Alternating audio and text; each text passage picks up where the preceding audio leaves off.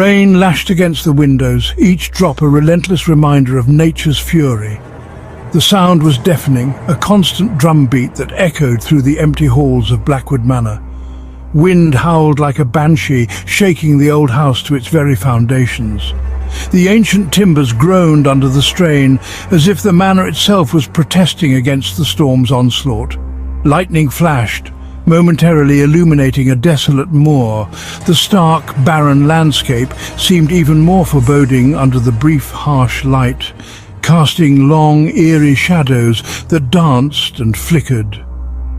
The storm, unexpected and violent, had descended upon Blackwood Manor, cloaking it in a veil of darkness. The once grand estate now appeared as a ghostly silhouette, shrouded in rain and shadow. Dr. Emily Carter, a young historian escaping the chaos of city life, huddled by the fireplace. She had come to Blackwood Manor seeking solitude and inspiration for her latest book, but found herself trapped in a tempest. She was a woman of logic and reason, yet the storm's ferocity, coupled with the manor's isolation, stirred a primal unease within her. The howling wind and relentless rain seemed to whisper ancient secrets, unsettling her rational mind. The crackling fire provided little comfort against the encroaching darkness. Its flickering flames cast long, wavering shadows on the walls, creating an atmosphere of eerie uncertainty. Emily's thoughts wandered to the manor's history, filled with tales of mystery and intrigue, making her question if she was truly alone. Emily had inherited Blackwood Manor from her late uncle, a renowned historian himself.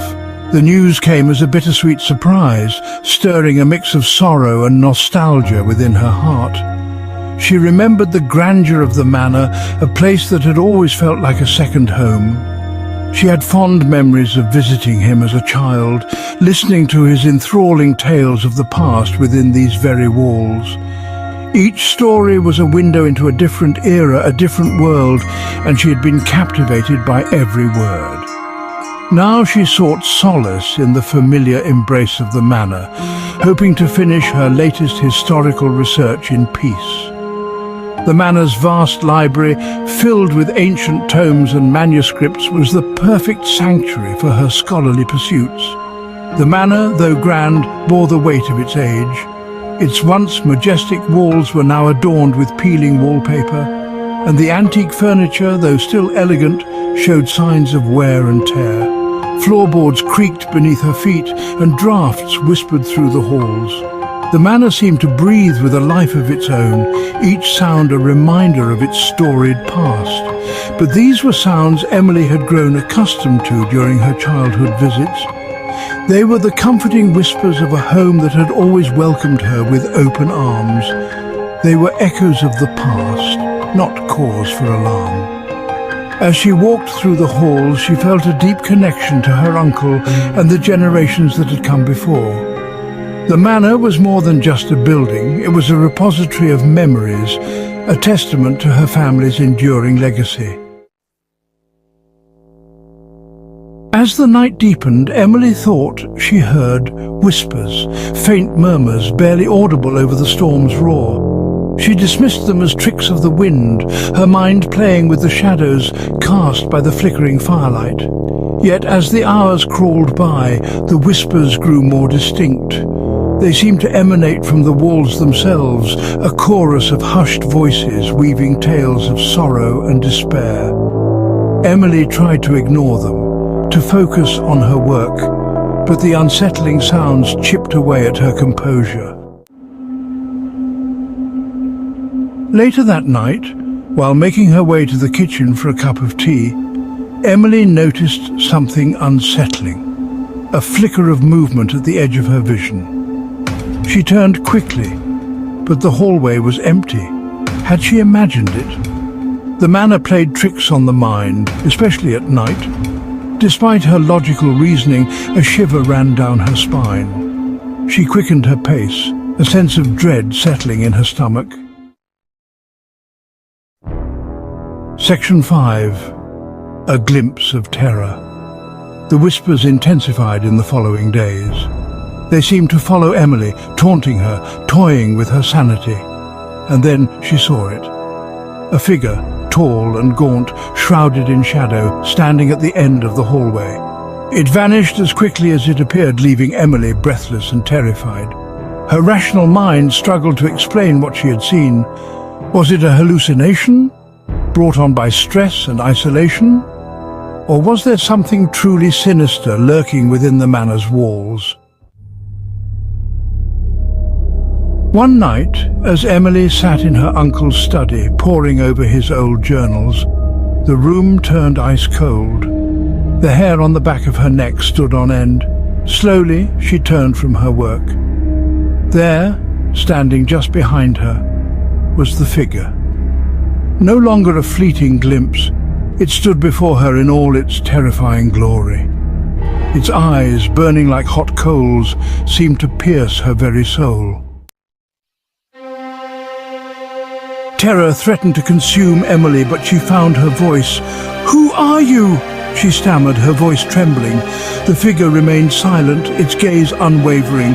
Then it slowly reached out a hand, its touch sending a jolt of icy fear through Emily's veins. As the figure drew closer, its features began to shift. The terrifying visage melted away, revealing a face both familiar and dear to Emily. It was her uncle, his eyes filled not with malice, but with a profound sadness. Emily gasped, her mind reeling. "Uncle!" she whispered, her voice a mix of fear and disbelief. Her uncle's ghostly form moved closer, his spectral hand reaching out to caress her cheek. Then his voice, a mournful echo, filled her mind. "Emily," he whispered, his voice laced with an unearthly chill. "You're trapped. The storm, it's not natural. You need to leave before it's too late." Emily's blood ran cold. She could feel the icy grip of fear tightening around her heart, each beat echoing louder in the silence of the room. Trapped? What did her uncle mean? The words seemed to leap off the pages of the journal, each symbol more perplexing than the last. Before she could question him further, the figure flickered, its form growing fainter. It was as if the very essence of his being was being pulled away by an unseen force. "The journal, Emily," he whispered, his voice fading into the shadows. The urgency in his tone was unmistakable, sending shivers down her spine. "The answers, they're in the journal." Then he was gone. The room felt colder, emptier, as if the very air had been sucked out. Emily was left alone, the echo of his words hanging heavy in the air. She could almost feel the weight of the journal pressing down on her, demanding her attention. Her eyes fell on her uncle's journal, lying open on the desk. The pages seemed to beckon her, each line of text a potential clue to the mystery that surrounded her. Could it really hold the answers to this terrifying mystery? She hesitated, knowing that whatever she found could change everything. And could she unravel them before the storm claimed her too? The storm outside raged on, a mirror to the turmoil within her. Time was running out, and she knew she had to act quickly.